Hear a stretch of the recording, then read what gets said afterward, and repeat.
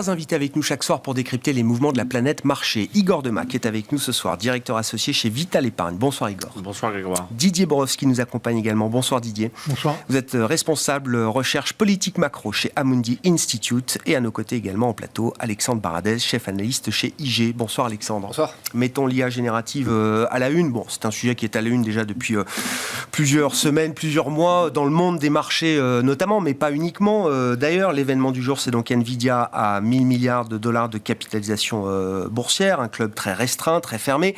Il y a plusieurs angles d'attaque. Moi, ce qui m'intéresse déjà, c'est l'histoire boursière de Nvidia, qui est spectaculaire. Alors, sur longue période, évidemment, une histoire boursière fantastique, mais qui est marquée par des hauts et des bas spectaculaires. C'est un titre qui a été divisé par plus de 2 entre novembre 2021 et octobre 2022, et qui, depuis son point bas d'octobre 2022, a quand même fait x3 en moins de 9 mois. Ouais, et sachant que c'est aussi une valeur qui, pendant la crise Covid, au moment des stimuli et des baisses de taux et autres, avait déjà connu un parcours boursier absolument extraordinaire. On avait atteint les $300 à ce moment-là, qui est un accès absolu. Les $100 étaient un accès baissier. Et on revient directement sur les sommets et on les explose littéralement après les résultats. Donc c'est vrai que c'est une valeur qu'on peut comparer presque à Tesla en termes de comportement boursier. Ouais. Je ne sais pas ça le Tesla des semi-conducteurs parce que... Il faut être averti. C'est-à-dire que quand on veut tenir une position sur Nvidia, il faut être averti de ce genre de mouvement. Voilà, donc c'est une valeur où le potentiel, effectivement, il suffit d'écouter les conférences pour voir la conférence post-résultat qui a du potentiel, mais le parcours boursier, lui, peut, et je trouve actuellement, aller beaucoup trop vite. C'est-à-dire qu'on a des situations où vous avez les concurrents sont presque 800 milliards de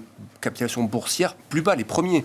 Et c'est pas les moindres, c'est Intel, c'est Qualcomm, AMD ou autres. Donc on a comme Tesla avec les conducteurs, à un moment donné, ça a regroupé la market cap de quasiment tous les constructeurs mondiaux.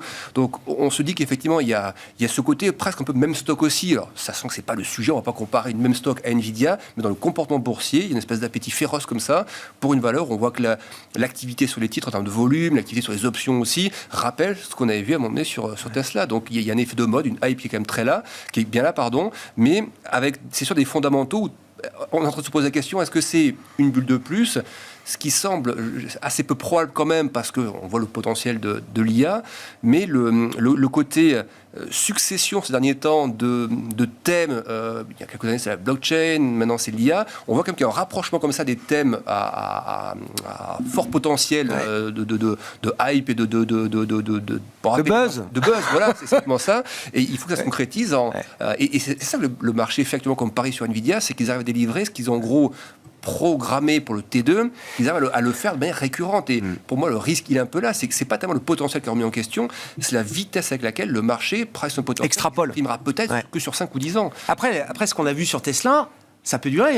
C'est-à-dire que Tesla reste évidemment le constructeur automobile, si Tesla est un constructeur automobile, le mieux valorisé du monde, avec la market cap, même si elle a diminué, la plus importante dans le secteur automobile. Enfin, j'ai plus les comparaisons en tête, mais à un moment, ça valait l'ensemble des market cap du secteur automobile. C'est peut-être d'ailleurs toujours pas loin d'être vrai, parce que les market cap des constructeurs automobiles traditionnels, elles n'ont pas beaucoup changé ces derniers mois et ces derniers trimestres. Si on respecte dans le côté un peu rationnel à court terme, bien sûr que ça peut être comme Tesla, ça peut aller à 500, 600, 700, il n'y a pas vraiment de limite. Tesla, c'était ça à l'époque. Si le marché va être un peu plus rationnel parce que l'environnement aussi de taux, de liquidité est un peu plus contraignant actuellement, normalement, pour moi, on reverra d'abord les $300 avant d'aller chercher les 500, les 600. Mais par contre, dire qu'à un moment donné, on n'ira pas 500 ou 600, ce que forecastent certains analystes de banque, c'est possible, mais il me semble qu'il y a des contraintes de consolidation. On va devoir attendre peut-être 1 ou 2 semaines de résultats quand même, donc au moins 2 trimestres, pour s'assurer que ce qui est projeté sur des horizons lointains est une réalité derrière. Qu'est-ce qui est de l'ordre de la précommande finalement, où peut-être qu'on se rue aussi pour faire des précommandes parce que tout le monde veut le produit à la mode, et quel sera le degré de ces commandes-là sur le T3, le T4, etc. Donc il y a quand même un aspect, là le marché a payé très tôt, il faudra maintenant voir si... Il y a un espoir à valider, quoi. Un espoir à valider. Mais après, je pense que le risque de retour à $100 est quasi nul. Par contre, des retours, il y a des énormes gaps de cotation, il faut tenir compte, mais un retour à 300, $320, il me semble, c'est peut-être un point de passage obligé avant d'aller plus haut. Igor, vous en avez vu passer des modes de marché et des buzz, de la hype, comme dit Alexandre. Ce thème de l'IA, qu'est-ce que ça vous inspire aujourd'hui ? Est-ce que c'est très localisé ? C'est un boom très spécifique qui emballe quelques valeurs ? Ou est-ce que c'est déjà un thème de marché avec toute la profondeur que ça peut impliquer pour la suite et pour plusieurs années peut-être ? L'intelligence artificielle, c'était déjà dans le film 2001, l'Odyssée de l'espace, avec le robot qui prend le contrôle. Donc c'est un vieux thème, en fait, c'est une vieille chimère humaine. Et puis en général, l'être humain aime bien réaliser ce qu'il imagine, parce qu'on avait imaginé marcher sur la Lune bien avant d'y aller. Donc je pense que c'est un vrai thème. C'est un sous-thème de la numérisation. C'est pas, je pense pas qu'aujourd'hui on peut dire que ça va révolutionner nos vies. Ce qu'il faut voir, c'est que tous les grands progrès technologiques, que ce soit moteur à explosion, robotisation dans les chaînes industrielles, ça met du temps à se diffuser dans l'économie. Donc il y a un gros espoir. La bourse va beaucoup plus vite. C'est normal, c'est son travail. Valoriser mieux l'innovant et le leader. C'était Tesla, c'est Nvidia dans ce cadre-là. Après, la particularité de l'intelligence artificielle, c'est là où les grandes innovations technologiques ont pratiquement enlevé du capital travail. C'est-à-dire, en fait, on s'est dit on n'a plus besoin de main-d'œuvre non qualifiée ou peu qualifiée dans les chaînes industrielles. Là, l'intelligence artificielle, ça va enlever plutôt la main-d'œuvre qualifiée. C'est-à-dire plutôt, par exemple, des professions juridiques où on va faire traiter par l'intelligence artificielle, notamment la documentation. Et ça, c'est un peu un fait nouveau. C'est que ça vient attaquer là où les gens étaient plutôt protégés. Ça viendra attaquer beaucoup de métiers normés.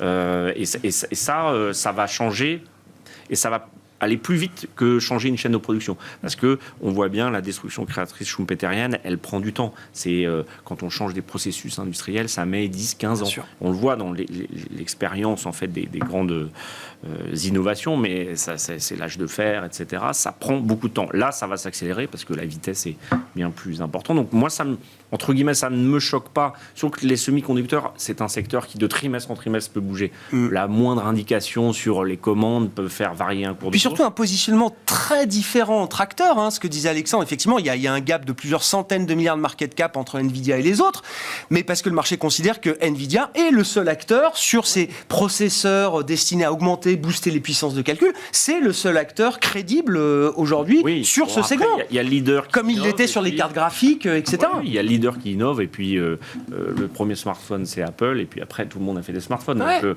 il faut toujours un leader, un premier de cordée, disait notre président, mais c'est le cas.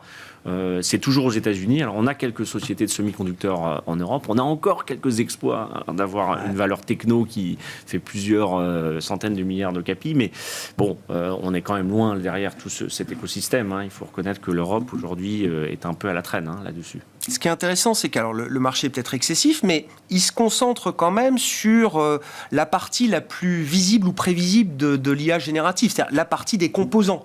Est-ce qu'on voit le marché déjà sanctionner des entreprises ou des secteurs dont on imagine qu'ils seront perdants de l'IA générative ou à l'inverse, gagnants. Est-ce qu'on a des sanctions positives ou négatives au-delà pour l'instant des fournisseurs de composants? Spécialiste de ce thème-là, mais je pense que c'est un peu tôt. Tout le monde essaye de chercher, savoir qui va être gagnant.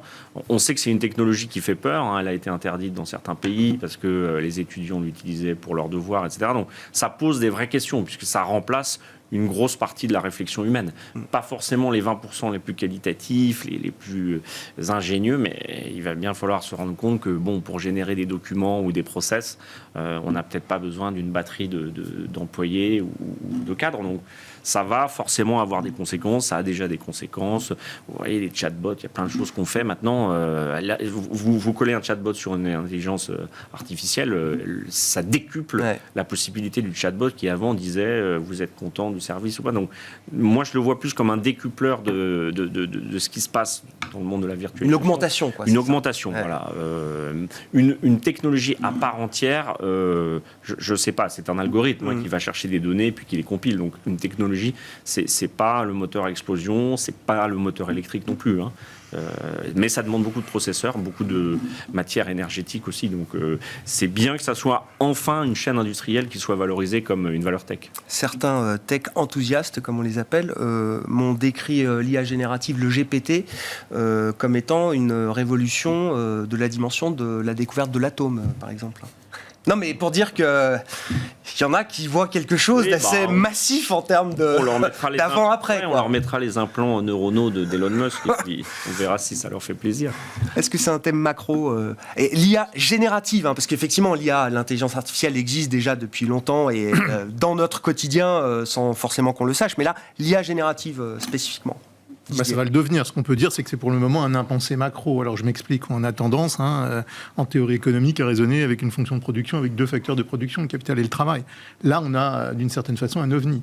On a quelque chose qui n'est ni vraiment du capital, ni vraiment du travail, et qui va avoir une élasticité de substitution, pour parler techniquement, inconnue avec le travail. Donc ça, c'est un premier élément, c'est qu'est-ce qui va se passer. Ça, je ne vais pas redire ce qui a été dit, c'est très juste. Il va y avoir forcément, à un moment donné, une substitution avec certains segments de travail, et notamment du travail qualifié, et ça posera question. On n'est probablement pas là dans la première séquence des prochaines années. Ce qu'on voit, c'est qu'il va y avoir aussi beaucoup de méfiance avant de donner clé en main un process à une intelligence artificielle. Il y a encore beaucoup, on observe déjà qu'il y a beaucoup d'hallucinations dans le ChatGPT, etc. Ce sera probablement résorbé. Ouais. Mais nous, ce qu'on observe, c'est qu'il y a déjà d'énormes problèmes, donc on ne peut pas faire confiance, donc il faut vérifier. Alors je donnerai par exemple un exemple récent, c'est l'un des plus grands mathématiciens au monde, Tao, qui dit qu'il se sert de ChatGPT en permanence. Il a un écran de ChatGPT ouvert à côté de lui, non pas pour faire des mathématiques, parce que ça, il sait faire, mais parce que c'est un assistant de recherche. Ouais. Et il lui trie la littérature qui est très inflationniste sur les sujets très variés sur lesquels il travaille.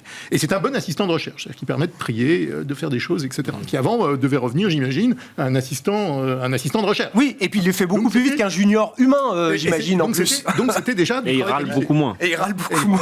Donc c'est déjà une substitution avec une forme de travail qualifié. Il faut quand même le noter à un haut niveau, mais ça n'empêche pas qu'évidemment un grand mathématicien de continuer à travailler. Donc ça va, dans un premier temps, c'est probablement analysé comme un facteur qui va générer des gains de productivité. Je pense que dans un premier temps, la substitution avec le travail, elle finira par venir. On se posera la question dans les années qui viennent. Je pense qu'il est impossible de prévoir la vitesse à laquelle on aura des progrès dans cette technologie. Mais dans un premier temps, pas suffisamment de confiance. On n'aura pas suffisamment de confiance dans ce processus. Et en revanche, ça peut venir aider le travail qualifié à augmenter encore sa capacité de produire des choses. Donc, d'une certaine façon, on peut y voir un gain de productivité. Et ça pourrait être un changement macroéconomique. Alors, c'est un peu tôt pour dire, parce qu'il va falloir évidemment s'accaparer ces nouveaux processus, les permettre dans les entreprises, voir où est-ce qu'on peut améliorer, évidemment, la valeur ajoutée dans le travail qualifié. Donc, tout ça, j'ai envie de dire, ça va prendre du temps, déjà, dans un premier temps. Mais en revanche, il est naturel de commencer à se poser les questions, comme le font les décideurs, les chefs des entreprises d'intelligence artificielle, de l'étape d'après. L'étape d'après, elle peut être évidemment, s'il y a des mauvais usages, dangereuse, parce qu'il y aura des mauvais usages, comme pour toute technologie. Comme l'atome. Comme l'atome, exactement, comme l'atome.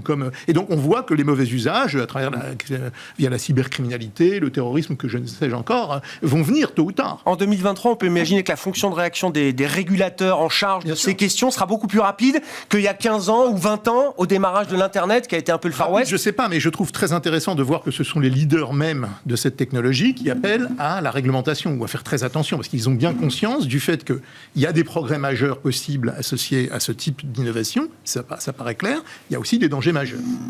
Si on ne maîtrise pas cette innovation, ou si on la laisse, si on met sur le marché quelque chose qu'on n'arrivera pas à absorber très rapidement. Donc il va falloir faire très attention à la séquence, et je pense que ceux qui sont à l'origine de cette innovation vont également faire très attention à ce qu'ils sont susceptibles de mettre sur le marché. Et dernier point sans doute important, et on l'a vu dans les grands progrès techniques par le passé, c'est évidemment le militaire qui, dans un premier temps, a la main là-dessus.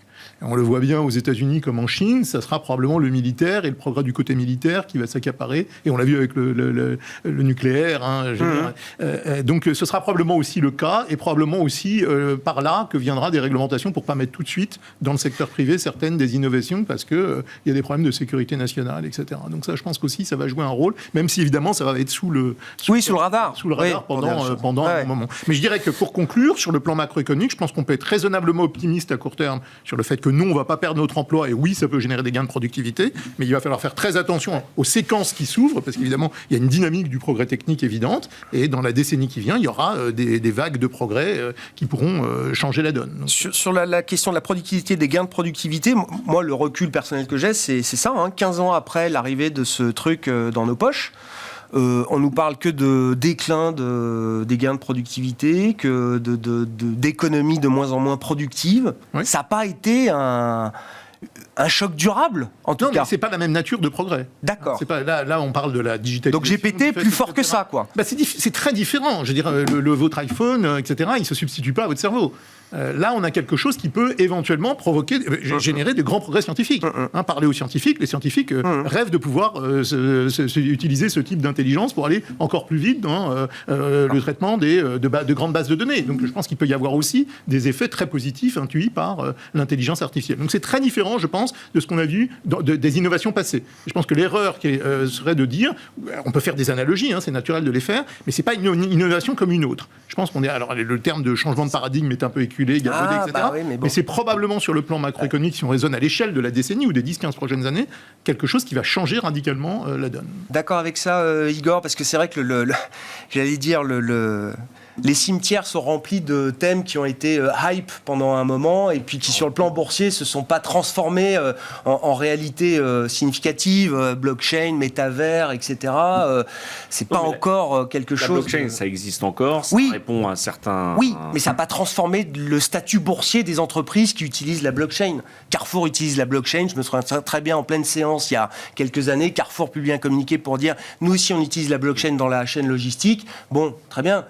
Dont acte, ça n'a pas changé la vie de Carrefour. Ce que j'ai dit en introduction, c'est que c'est un pan de la virtualisation et de la numérisation, de la digitalisation. Pour moi, pour l'instant, c'est à l'intérieur de cette entre guillemets déshumanisation des systèmes économiques.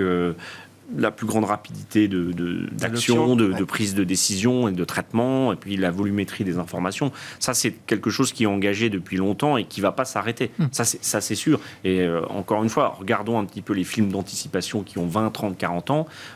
Tout ça a déjà été conceptualisé. Maintenant, c'est au niveau industriel. Voilà. Donc, là où je pense qu'il y a une vraie innovation dans le téléphone, c'est que, entre guillemets, sur un petit écran, on peut tout faire. Maintenant, on peut téléphoner, on peut payer, on peut regarder Internet. Donc tout ça, ça participe au fait que on se robotise petit à petit. Et ça, c'est un mouvement.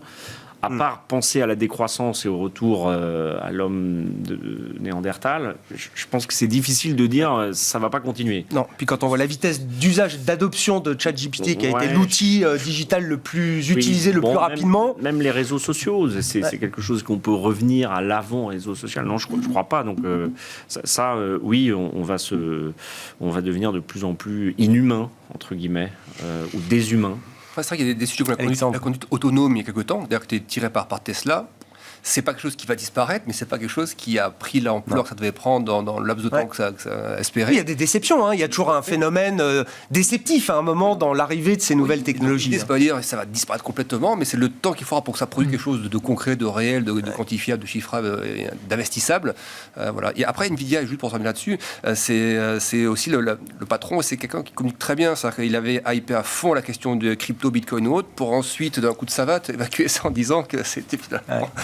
Je ne pense pas qu'il fasse la même chose avec l'IA, mais voilà, il s'est très bien surfé aussi sur un phénomène et sa conférence post-résultat était remplie de ça. Il parle aussi, ce qui n'est pas faux, de remplacer les data centers à l'échelle mondiale avec des composants plus rapides ou autres. Ça parle évidemment à l'oreille des marchés. La question, c'est la rapidité de tout ça, les volumes qu'il faut, la capacité à produire, les coûts aussi que ça induit. Voilà, c'est beaucoup de choses comme ça. Oui, parce que là, les gens qui lui passent des commandes pour ces super processeurs pour des data centers, c'est pas le gamer du coin. Enfin, je veux dire, c'est des groupes qui sont les leaders mondiaux des data centers, c'est des Amazon, c'est des Google, etc. Enfin, c'est aussi des gens, alors peut-être qu'ils sont un peu stressés par la hype et qu'ils se disent il faut y aller tout de suite, mais quand même des gens qui ont aussi des visions de tout ça. Mais d'ailleurs, c'est pour ça aussi que en bourse, c'est peut-être la transition vers la bourse, c'est que on a vu quand même les très grosses valeurs aussi être tirées par ça, même celles qui pourraient être concurrencées par ça, type Alphabet, qui n'ont pas réellement souffert de ça, mais du coup qui posent la question de ce thème en bourse dans un environnement où, paradoxalement, vous aviez des taux qui montaient avec le sujet du plafond de la dette et qui restent, même après l'accord de principe qui a été évoqué,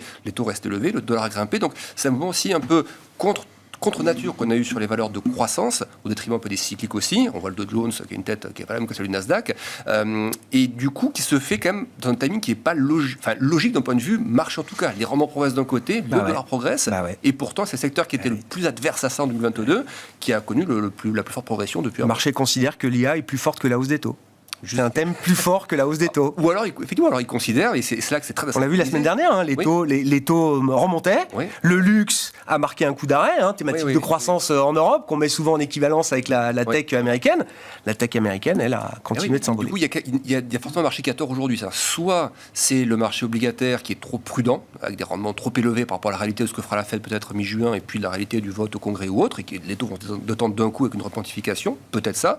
Le dollar, qui est à trop valeur refuge, qui ne devrait pas l'être autant en prévision. Mais à ce stade, il y a dollar et taux, en tout cas marché d'échange et taux qui vont dans un sens, et marché action qui va dans un sens qui n'est pas le même, qui n'a pas la même interprétation, et les matières premières aussi, qui ne cessent de diminuer, qui ne cessent de baisser. Pétrole perd 3% aujourd'hui. Voilà, donc des doutes aussi sur la question de la récession US, de la vitesse de la Chine, etc. Et je doute que des valeurs même tirent le marché actuellement. Si les États-Unis vont rentrer en récession d'ici la fin de l'année peut-être, il y aura quand même des conséquences à un moment donné, même sur les valeurs technologiques. Ouais. Donc, il y a ça aussi à regarder du coin de l'œil sur l'aspect forecast et guidance. On bascule sur les thèmes de marché, du coup, Didier ? Ou sur l'IA encore ? Non, mais bien sûr, allez-y. Sur le plan macroéconomique, à propos de la substitution, je dirais simplement, par exemple, le secteur médical. On voit déjà que des médecins peuvent se servir de l'intelligence artificielle pour améliorer leur productivité. Ça, c'est le sens de l'histoire dans les années qui viennent. Ça va venir très vite. Et donc, ça, c'est des facteurs de progrès. C'est-à-dire aider des médecins. On le voit du côté des chercheurs. J'ai parlé des mathématiciens. Je serais très surpris que les physiciens ou les biologistes ne s'en servent pas déjà aussi. Donc, il y a aussi des côtés positifs. Il n'y a pas que les dystopies qu'on a en tête, bien sûr, qui viennent de la fiction. Ou les banquiers centraux, pour l'utiliser. Ou les banquiers centraux. Être remplacés. Et ça offre une transition avec les facteurs de marché. Ça peut aussi remplacer les investisseurs. J'attends la première banque centrale conduite par l'intelligence artificielle générative.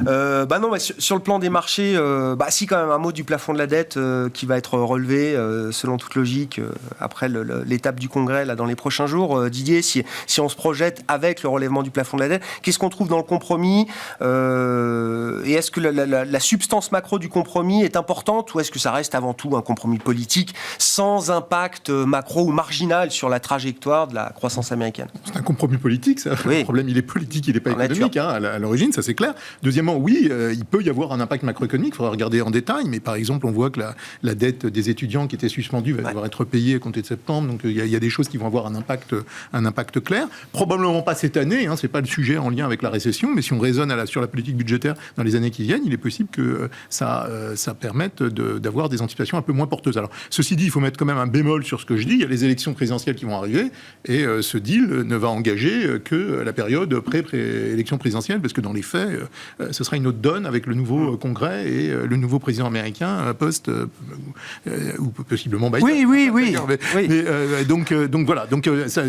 Il est trop tôt mais il est vrai que le compromis peut se faire au détriment de la macroéconomie. En tout cas, vu d'un point de vue de marché, les marchés peuvent finir par retenir ça. Et donc je pense que ce qu'il est important d'avoir en tête, en effet, c'est le soulagement, parce qu'on n'est pas dans la problématique du défaut. Quoique, attention quand même, parce que, comme vous le disiez en introduction, il y a quand même quelques républicains qui menacent de ne pas voter. L'erreur est humaine, voilà. On le rappelle. Mais normalement, ça devrait quand même passer, au Congrès. Et je pense que ça ne signifie pas qu'on ne peut pas avoir ensuite quelques turbulences de marché liées au contenu de l'accord, qui, l'un dans l'autre, pas gros impact macroéconomique en 2024, mais va orienter la politique budgétaire quand même dans un territoire plus restrictif d'ici l'élection présidentielle.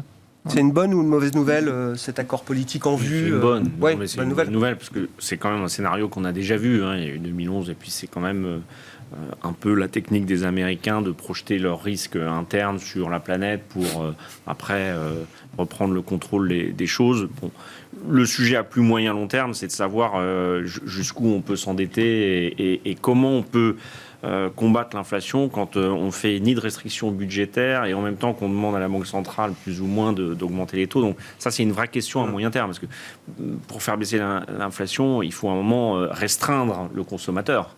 Là, on l'a restreint sur le plan financier. Bon, budgétairement, pour l'instant, nulle part on le contraint vraiment. C'est peut-être ça un peu le message, mais qui ne va pas durer très longtemps, puisqu'on a... Du coup, c'est pas mal d'avoir une discussion régulière sur cette question du plafond de la dette aux États-Unis. Oui, mais on sait bien que les politiques, quels qu'ils soient, européens ou américains, ont beaucoup de mal à dire à leurs futurs électeurs on va vous retirer de l'argent. C'est quand même pas aujourd'hui très facile à faire, puisqu'on vit dans un monde d'endettement et de consommation. Donc c'est une bonne nouvelle. après, moi, je voulais juste faire un commentaire sur les taux d'intérêt. Pourquoi, quand ça monte, les actions montent? Parce qu'on avait plutôt le réflexe, après 15-20 ans, de dire voilà, les taux baissent, ça fait monter les actions. Maintenant, les taux vont monter, les actions vont baisser. Bon, ça ne s'est pas produit. Pourquoi? Parce que quand les taux baissent, en fait, ça favorise toutes les classes d'actifs. Ça favorise évidemment le porteur obligataire, parce que facialement, la valeur de son obligation monte. Et puis, ça favorise aussi les valorisations par DCF et des marchés actions. Alors, moins certains segments comme la value, mais globalement, quand la liquidité est là et qu'elle n'est pas chère, on a toutes les classes d'actifs bourrent, entre guillemets. J'emploie un terme un petit peu grossier de trader, mais on l'a vu, private equity, immobilier, actions. La hausse des taux, c'est beaucoup plus discriminant. Et l'inflation aussi. L'inflation, c'est bon pour les actions, selon une certaine fourchette. Et c'est aussi bon pour les sociétés qui sont peu chères, avec des PE bas, ou des sociétés qui ont des PE élevés, mais qui sont très cash rich et qui ont de la croissance. Donc, en revanche, l'investisseur obligataire, à spread de crédit constant, les taux montent, lui, il perd en valeur de marché. Donc c'est beaucoup plus discriminant, c'est pour ça que le monde est plus compliqué, c'est pour ça que la vol est beaucoup plus importante sur l'obligataire, parce que en plus les banquiers sont un peu à la charnière de ce qu'il faut faire. Alors sur les marchés actions, qu'est-ce qui guide? C'est les multiples et puis la trajectoire microéconomique. Et aujourd'hui, comme on n'est pas encore en récession et qu'on n'a pas vu dans les profits des entreprises de catastrophe, je parle globalement, il y a des secteurs, c'est sûr que la classe d'actifs actions, elle paraît un peu moins en danger aujourd'hui. Même si on voit quand même une sacrée perte de momentum sur toute la partie value. Justement, quand on va chercher les multiples les plus faibles, on voit bien que ce sont quand même des secteurs qui sont toujours un peu à la peine. Alors, l'énergie, les financières, l'automobile, les small cap aussi. Il y a des momentum tactiques. Il y a des moments où il fallait avoir du pétrole. Bon, au début d'année, il fallait sûrement s'alléger un peu parce que, on l'a vu. Il faut être, quand on gère un portefeuille action, il faut aussi faire de la rotation. Il ne faut pas être prisonnier par un style. Je pense que se dire j'achète des entreprises solides qui n'ont pas de problématique de refinancement, qui ont de la croissance de résultats et ou qui sont pas chères, alors évidemment c'est le Graal de tout ça, je pense que c'est toujours dirimant pour un investisseur. On est avant l'été, les indices, notamment le CAC, avaient bien performé, le luxe était très très en avance, c'est pas anormal qu'on se serve du plafond de la dette pour donner un petit peu dans le marché. Ce qu'il faut, moi, le point le plus critique, c'est l'aspect récessif. Si jamais on rentre en récession aux États-Unis et ou en Europe, là, je pense que le marché action, il va mal réagir. Oui, parce que les valeurs qui ont beaucoup tiré aussi, on sait que le SP500, c'est un indice qui est quand même très domestique US. Donc, même si c'est des grosses valeurs qui vont marcher en Europe ou autre, c'est quand même des valeurs, 75% des résultats se font aux États-Unis. Et là, effectivement, je pense qu'on est tous à guetter d'un côté la Fed et de l'autre côté, et c'est deux couloirs, en fait. D'un côté, la trajectoire éco, de l'autre côté, la trajectoire de la Fed. Et le risque, c'est que si la Fed date indépendante, comme elle le dit, regarde le dernier critère que nous avons. Alors, il y en aura un dernier qui sera l'inflation CPI la veille de la décision, mais les deux derniers qu'on a eu, CPI et PCE, les deux, c'est des rebonds sur la partie cœur. Et même sur la partie globale PCE, c'est plus 0,2. Alors, c'est pas dramatique en soi, mais c'est pas un bon momentum. Avant l'émission, on parlait de l'immobilier. En mensuel, on est sur du plus 0,4, plus 0,5 dans les 20 plus grosses villes. Et les indices sont en train de repartir un peu. Or, la composante shelter est déviée de ça aussi. Donc, il y a comme ça des signaux pour l'instant. Et c'est pour ça que cette semaine, elle va être extra important. Sur l'emploi. Demain, les JOLTS, donc un emploi vacant, inscription au chômage jeudi, ADP jeudi, NFP vendredi, plus la progression des salaires ou autre. Ça va être une grosse semaine de test pour la Fed. Et effectivement, Igor le disait très bien sur la partie volatilité obligataire. Il est possible que cette semaine, il y a encore une vol obligataire parce que tout le monde se rattache à ça, se disant que la Fed regarde les mêmes données. Et moi, je pense que le risque, il va venir peut-être un petit peu de là. C'est à un moment donné de ne pas avoir encore 3 ou 4 hausses de taux de la Fed, mais peut-être soit pas de pause, ce qu'est là le marché. Alors, le marché, les futurs Fed Funds, presque, il y aura une hausse de taux supplémentaire. Est-ce que le marché... Ou en juin, dans 15 jours, ou le meeting de fin juillet, 25-26. Alors, est-ce que le marché action, lui, est conscient de ça et donc se dit c'est pas trop un problème par rapport aux arguments que tu déployais, par rapport au cash, etc. Nous, on s'est composé avec, en gros. Ou est-ce qu'une partie du marché plus spéculative, les actions par exemple, se dit moi je ne crois pas à ce scénario et je pense que c'est l'obligataire qui va retracer, le dollar qui va retracer parce que la Fed va faire une pause et va le faire savoir. Moi je pense que le risque, même s'il n'y a pas s'il y a une pause, donc ce qui descendra un peu tout le monde, de quelle nature sera-t-elle? Parce que même s'il y avait des améliorations sur le CPI la veille, le prochain PCE ce sera quand même après la Fed. Donc est-ce que la Fed prendra le risque de faire un message dovish sur une pause? On a bien compris que pause n'était pas équivalent à fin de hausse de taux. Et puis le quantitative pause, c'est une pause, quoi. Tightening, la liquidité en dollars, c'est des sujets. Effectivement, actuellement, on ne fait que des projections, mais l'accord sur le plafond de la dette, c'est aussi donc cet emprunt qui va débarquer sur le marché. Il y a le très court terme qui sera peut-être moins problématique parce que la liquidité reverse repo peut être utilisée, mais les emprunts plus long terme, et il va y en avoir. Le 8 juin, je crois qu'il y a du 30 ans, du 5 ans qui vont être émis. Donc, cette année de test pour le marché, pour la liquidité en dollars, pour le niveau des taux également.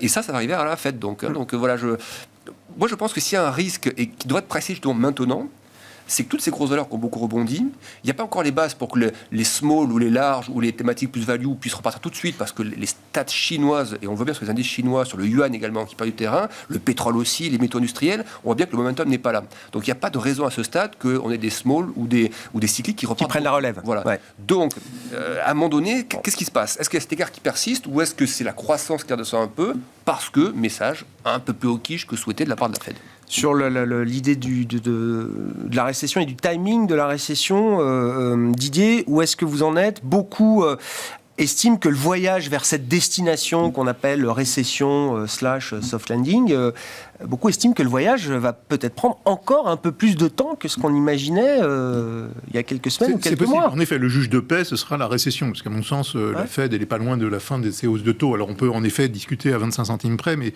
le voyage de politique monétaire, il est en grande partie fait, et les marchés actions ont probablement ça en tête. Non, la vraie question, c'est quid de la récession et des profits des entreprises, parce que les analystes n'anticipent pas du tout une contraction de l'activité économique. De notre point de vue, l'épargne est en train de fondre, l'épargne des ménages est en train de fondre.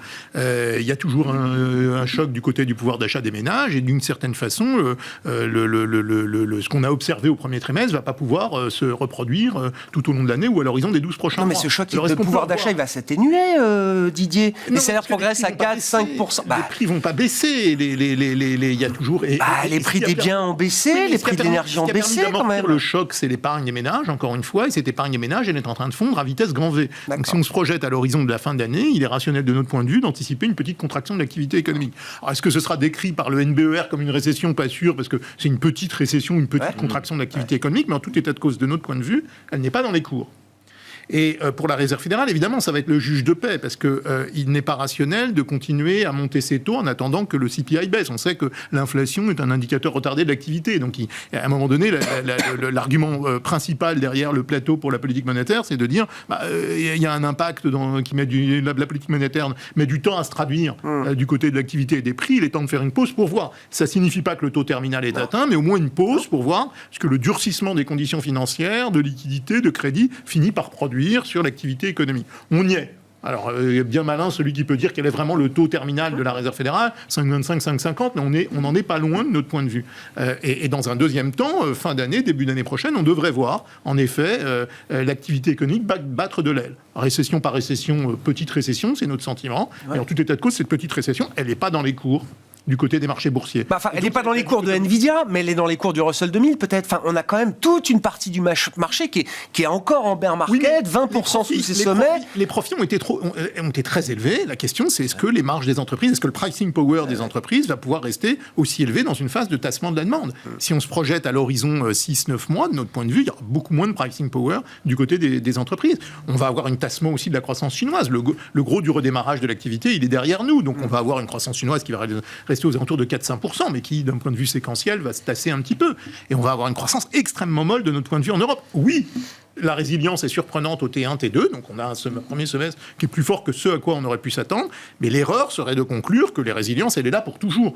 On arrive a posteriori quand même à expliquer certaines raisons qui ont conduit à cette résilience, que ce soit du côté de l'activité économique ou du côté des profits. Et il ne me semble pas qu'on puisse continuer de poursuivre le trait de façon mécanique à l'horizon de la mi... Donc imaginez que les marchés pourraient enjamber comme ça une récession, quand bien même petite, comme vous la décrivez. D'accord, vous dites que ce sera illusoire. Ça passera par des à-coups de marché. Ça passera par des à-coups de marché, notamment du côté des bourses. Parce qu'il y a une dichotomie qui a été bien notée par Alexandre, marché boursier, marché obligataire. Et auquel cas, à ce moment-là, le marché obligataire, au sens des titres du Trésor américain, pourrait payer. C'est-à-dire que les investisseurs seraient assez enclins, si on voyait ces scénarios, d'acheter des titres du Trésor américain sur les niveaux actuels. Un argument quand même de voir quand même pas mal de secteurs de la cote qui se traitent en termes de valo à des niveaux qui peuvent être équivalents à ceux d'une récession.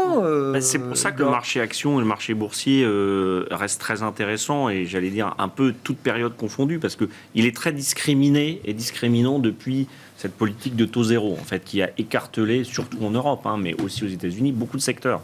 Donc ça veut dire qu'il y a encore des agents économiques, des actifs, sont pas chers. On parle souvent de Stellantis, on regarde les free cash flow yield, les bilans, on paye ça même pas une fois les bidas. Bref, ok, ça peut prendre du temps, mais la valeur de l'actif, on sait qu'ils font des voitures plutôt correctement, qu'ils électrifient la gamme, c'est pas Tesla, mais voilà, en bourse, faut pas non plus chercher les Nvidia sur 40 lignes du portefeuille. C'est bien d'en avoir une, mais après, il faut avoir d'autres actifs.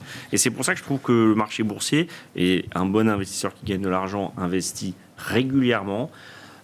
La bourse, ça a le mérite de corriger, c'est liquide, parce qu'il y a des à-coups macroéconomiques et qu'on peut le raisonner.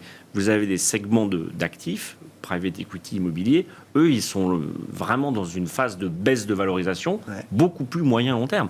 Le marché action, bah, il suit le PIB. Donc, si le PIB... Le point bas des prix dans les actifs privés non cotés sera atteint bien plus tard que ceux ne serait-ce que par une bonne raison, c'est l'illiquidité. Donc, ça met beaucoup plus de temps à se réaliser. La bourse, elle corrige beaucoup plus vite. Et là, je pense qu'il y a sûrement une petite matière à correction s'il y a cet à-coup macroéconomique, c'est sûr. Et puis je rajouterais peut-être un point essentiel, c'est que, admettons que j'ai tort, qu'on ait tort et que finalement le cycle est résilient, il n'y a pas de récession. Et ça veut dire qu'on aura plus d'inflation.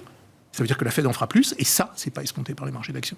Donc si vous êtes vraiment dans l'école, il n'y a pas de récession aux États-Unis, alors on n'est pas prêt de voir le ralentissement de l'inflation se produire comme c'est attendu, et à ce moment-là, la Réserve fédérale va surprendre à la hausse par le durcissement des coûts. Et il y a l'aspect budgétaire qui n'a pas été encore utilisé, c'est-à-dire que tous les budgets sont ouverts, c'est-à-dire qu'aujourd'hui, on ne fait pas de restrictions, ce qui a permis aussi de contenir la récession. Mais si on commence à monter les impôts en France et à dire, bah non, on va travailler sur notre déficit budgétaire, ça va créer du récessif. Jérôme Powell, il est dans le camp, il est peut-être seul, mais il est dans le camp de ceux qui pensent qu'il n'y aura pas de récession. Il l'a dit au dernier meeting. Non, mais la Réserve fédérale est dans un... Jamais la Réserve fédérale n'a présenté un scénario de récession. Non, mais dans les projections du staff, on voit bien que ça passe peut-être par une petite récession. Jamais. Jamais. La Réserve fédérale, elle est là aussi pour donner la confiance. Donc c'est pas dans les prévisions de la Réserve fédérale qu'on verra jamais une récession se produire. Non, ça veut pas dire que le risque de récession n'est pas là. Mais admettons qu'il ait raison. Alors si vous suivez le raisonnement de Powell, il n'y a pas de pause. Il n'y a pas de pause. Non. La Fed ira plus loin parce que l'inflation, elle est avant tout tirée par la demande aux États-Unis. Mais s'il n'y a pas de pause, que price au final les marchés d'actions, ils ne pricent sans doute pas une attitude plus agressive de la Réserve fédérale. Donc j'ai envie de dire, non, que vous soyez dans un camp ou dans l'autre, il y a quelque chose qui ne va pas. Là. C'est vrai que quelque chose qui ne va pas du côté des valorisations. Et on va finir là-dessus avec vous, Alexandre. C'est vrai qu'on a vu ce retracement un peu du mois de mai avec des séances un peu plus agitées sur les marchés actions la semaine dernière, mais on reste dans quelque chose de connu. Enfin, le VIX est allé à quoi, 20 à peine. Et en termes de bande de fluctuation, j'ai l'impression que tous les indices majeurs sont restés dans un territoire parfaitement connu et identifié des investisseurs. Alors, juste pour revenir là-dessus, juste sur la récession, l'Allemagne disait aussi il n'y aura pas de récession. Et techniquement, il y a quand même récession. Donc, pourtant, l'Allemagne, attention, vision, etc. Les chiffres sont toujours très fortement révisés en Allemagne. Donc, c'est pas récession. Plus qu'ailleurs. On a une petite récession. Non, mais oui, il y a après, une récession. Moi, je partage avec Jérôme Powell sur le fait du soft landing. Ça, je ne crois pas, par contre, à un crash économique. On ne va pas sortir d'une situation Covid qui était l'enfer pour redresser tout ça et revenir en enfer 3 ans après. Donc il y aura un pilotage de tout ça au niveau de la Fed. Mais par contre, oui, la sous-estimation du risque de récession, ça je le pense vraiment. Et moi, le sentiment, c'est que ce côté que tu décrivais très bien de résilience, on a l'impression que ça va être un trait qui est lancé toute l'année et qu'à un moment donné, il y a une espèce d'un peu de décrochage. Une rupture. Une petite rupture, voilà, mais assez rapide sur quelques datas et tous les indicateurs avancés, encore une fois, un track record là-dessus qui est absolument excellent. Et donc, on sera en train de dire actuellement, ce track record de quasiment 40 ans, cette fois-ci, on n'y croit pas. Voilà. Donc, c'est pas de dire... ça n'arrivera pas, mais l'histoire montre que quand les indicateurs avancés ont cette vitesse de ralentissement, généralement, il y a une phase qui suit derrière. Alors après, pour revenir aux indices, la question, c'est celle du timing, parce que là, pour le cas du DAX, par exemple, ce qui est intéressant, le DAX a touché son point bas, c'était en fin septembre, début octobre, c'était pile le début de la phase de contraction en Allemagne. Et tout le rallye, en fait, du DAX, s'est fait pendant la récession. Voilà. Donc, la question, c'est si la récession américaine démarrait, T3, T4, le point bas US, il a déjà été fait il y a quand même plusieurs mois. Donc, est-ce qu'on n'est pas devant une espèce de vague, une seconde vague, en fait, mais qui, pour moi, n'irait pas au point bas précédent. Par contre, ça, il n'y a pas les bases d'inquiétude pour ça. Mais une espèce d'un peu de double creux moins profond que le premier, dans lequel nous commencerions à rentrer sur le Dow Jones, par exemple, une vague un peu comme ça décélérante, qui serait rejointe par d'autres indices qui sont plus hauts, le Nasdaq ou autre. Et seulement après, sur 2, 3, 4 mois d'inflation ralentissante, début de pivot de la Fed, etc., là, un souffle plus fort. Voilà. Moi, je crains cette vaguelette, mais au niveau du VIX, ça a l'air assez capé. On ne voit pas le VIX repartir à 5 ans. Donc, ça veut dire des caps sur le VIX dans la zone des 30 si vraiment ça devait déraper. Beaucoup plus, il faut vraiment un accident. Merci messieurs, on s'arrêtera là pour ce soir. Merci pour votre éclairage de marché ce soir. Alexandre Baradez était avec nous, chef analyste chez IG, Igor Demac, directeur associé chez Vital Épargne, et Didier Borowski, responsable de la recherche politique macro chez Amundi Institute.